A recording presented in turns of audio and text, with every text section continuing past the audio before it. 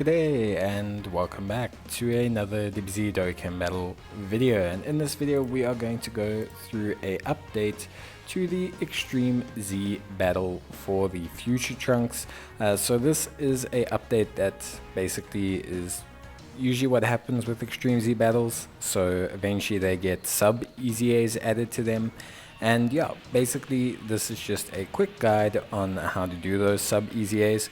I will leave a description down below, in the description down below, a link to my original video for a little bit more information about the Extreme Z battle.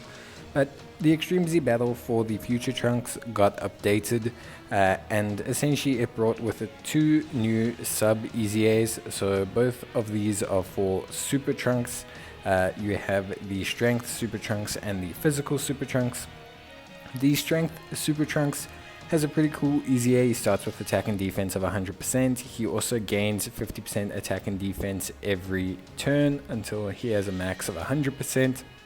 He then also has defense of 100% for 10 turns from the start of battle, and he has the ability to stun enemies if there is a Vegeta unit on his team. He will also raise his attack and defense for 1 turn on his super attack. So pretty cool unit overall, looks really strong. It's quite a high amount of passive that can be added up to him.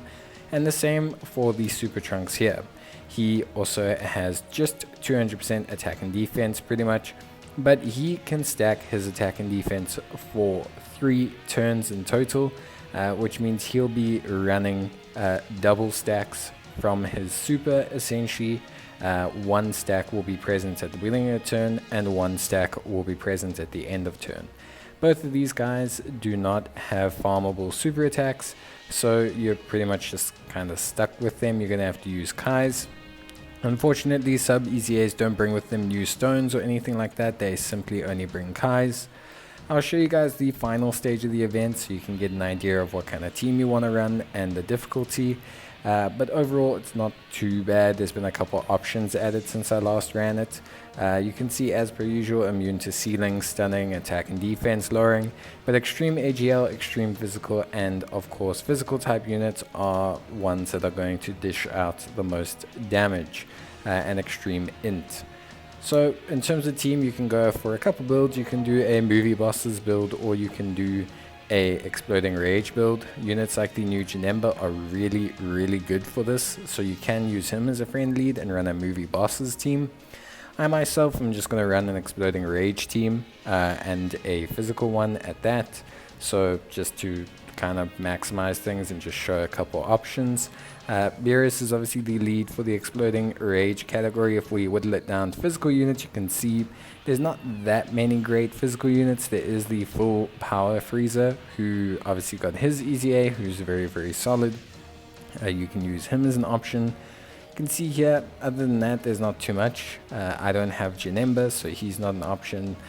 So overall, obviously, you know, just trying to be aware of that. You do want to try and stick to extreme units if you are not using the physical type, as that's going to enable you to dish out consistent damage.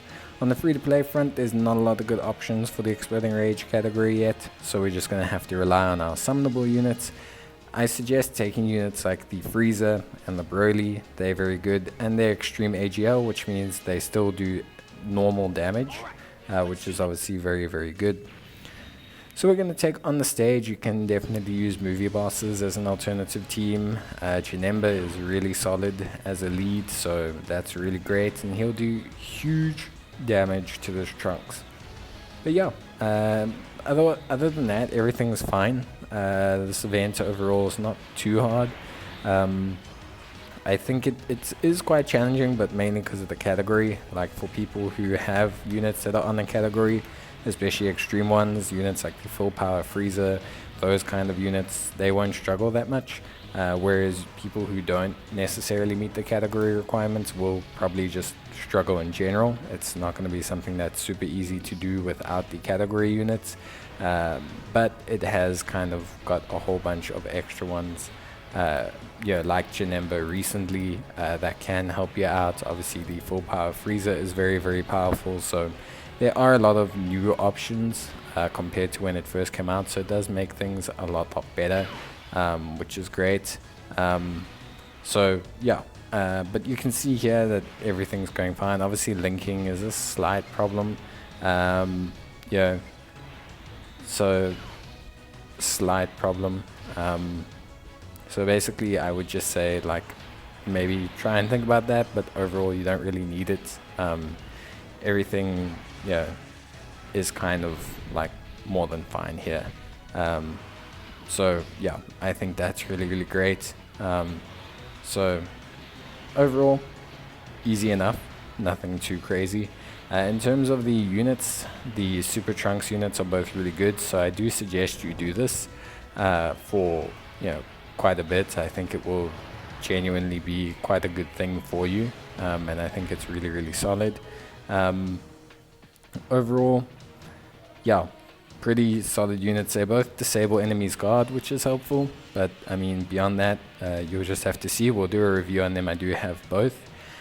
For these units, because they're sub-EZA units, you don't need the full suite of medals. You only need 12 bronze, 20 silver, 12 gold, and 12 rainbow, and that will give you all the medals that you need to cover these two units, awaken them, and to EZA them. So it'll take a little bit of stamina, but it's not too much. So yeah, but that's pretty much it from me. So let me know down in the comments what you guys think. Leave a like on the video if you enjoyed, and otherwise I'll see you next time. Until then, take care, stay safe, and bye.